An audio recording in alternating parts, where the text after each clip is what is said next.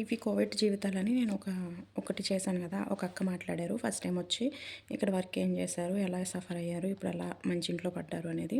ఇప్పుడు రెండోది ఏంటంటే నా ఫ్రెండ్ ఒక అబ్బాయి నాతో పాటు చదువుకున్న ఒక అబ్బాయి ఇక్కడ కోవిడ్‌లో చేస్తున్నారనమాట. ఒక 2, 3 సంవత్సరాలు అనుకుంటా తెలీదు నాకు కూడా కరెక్ట్‌గా.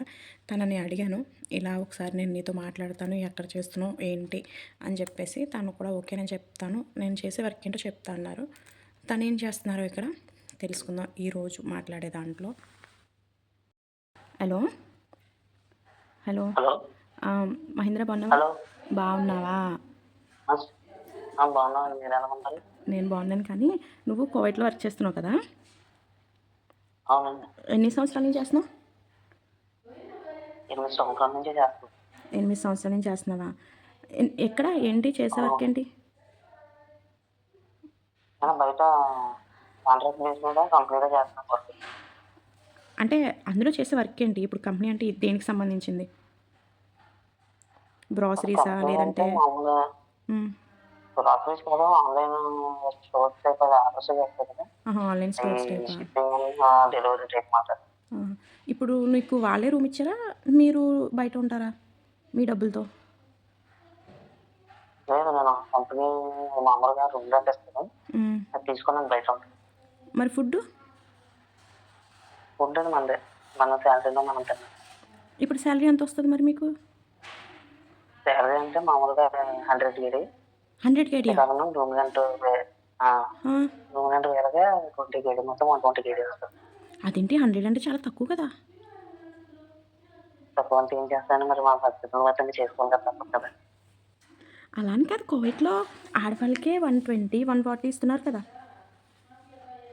అవును కరెక్ట్. మాకు శాలరీ ఫస్ట్ స్టార్టింగ్ నుంచి అదే, కానీ ఇప్పటికి వచ్చి అసలు ఇంప్రూవ్మెంట్ లేదు, పెంచిన తగ్గలేదు. ఏంటి కానీ మేము ఓవర్ టైం చేసుకుంటూ కొంచెం ఎక్స్ట్రా. ఓవర్ టైం చేసుకుంటే ఎక్స్ట్రా వస్తుంది, లేకపోతే 8 ఇయర్స్ నుంచి 100కే చేస్తున్నారా? ఆహా. ఇంకా ఇప్పుడు మరి 100 అంటే ఓవర్ టైం చేయడం వల్ల మీకు ఎప్పుడు ఎంత వస్తుంది జీతం? పెరుగుతుందా? ఓవర్ టైం చేస్తాం 175 అలా. 175 అలా అంటే ఒక 2-3 గంటలు రోజులో ఎక్స్ట్రా చేసుకుంటే అవి పెరుగుతూ వస్తాయా? అవును. మరి హాలిడేస్ ఉన్నాయా? హాలిడేస్ అనేవి ఉండవండి, అది ఎప్పుడు కంపెనీ ఇస్తే తప్ప మనం తీసుకున్నాయి. అదేంటి నెలకొకటి లేదా వారానికి ఒకటి అలా హాలిడేస్ ఉండవా కంపెనీస్లో? లేదండి, లేదండి, 365 రోజులు పని చేయాలి, ఉన్నా లేకపోతే. మరి రంజాన్కి? అదే కంపెనీ. రమదాన్కి? రమదాన్ రంజాన్కంటే ఒక రోజు ఇస్తారంటే, ఇంకా 4 రోజులు హాలిడేస్, 3 రోజులు ఓవర్ టైం చేయొచ్చు. మరి ఇప్పుడు మీకు ఈ భోజనానికి ఇక్కడ ఎంత ఖర్చు అవుతుంది? ఇక్కడ నెలకి ఎన్ని కేడీస్ అవుతుంది? భోజనానికి నెలకంటే మాత్రం అంత పెద్దగా ఏమవుతుంది, 15 లేదా 20 నిమిషాలు అవుతుంది అంతే.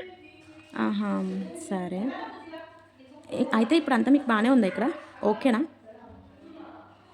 ఇలాంటి ఏముందంటే తప్పదు, ఇంకా చేసుకోవాలి అంతే. బాగానే ఉందంటే ఏం బాగాలేదు, అంత హార్డ్ వర్కే వచ్చినప్పటి నుంచి, అంతే తప్ప ఏం బాగుందంటే ఏమి లేదు అక్కడ. మరి ఇండియా ఎప్పుడు వెళ్తారు? ఇండియా వెళ్దాం అంటే ఇంకా రిజైన్ చేసుకుని వెళ్ళాలని అనుకుంటున్నాం, మళ్ళీ రావాలి, మళ్ళీ ఇక్కడే ఉండాలని అనుకుంటున్నాం.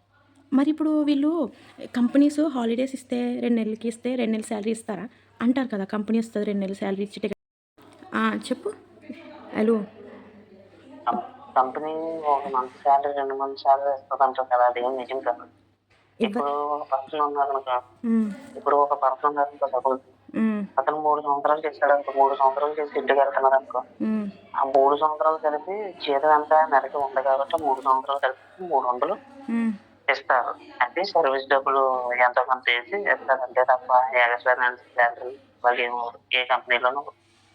అది కొన్ని కంపెనీలు అయితే ఫ్లైట్ టికెట్ అవి కూడా అవే తీసేస్తారు, కొన్ని కంపెనీలు అయితే ఇవ్వరు, అది ఇచ్చిన డబ్బుల్లోనే మనం ఫ్లైట్ టికెట్ అది తీసుకోవాలి అంతే తప్ప ఏం లేదు దీంట్లో.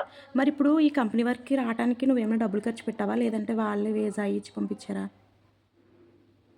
లేదు, డబ్బులు ఖర్చు పెట్టాం. అంటే మధ్యవర్తులు ఉంటారు కదా, ఒప్పను కదా డబ్బులు, మధ్యవర్తులకి ఎంత ఇచ్చావు?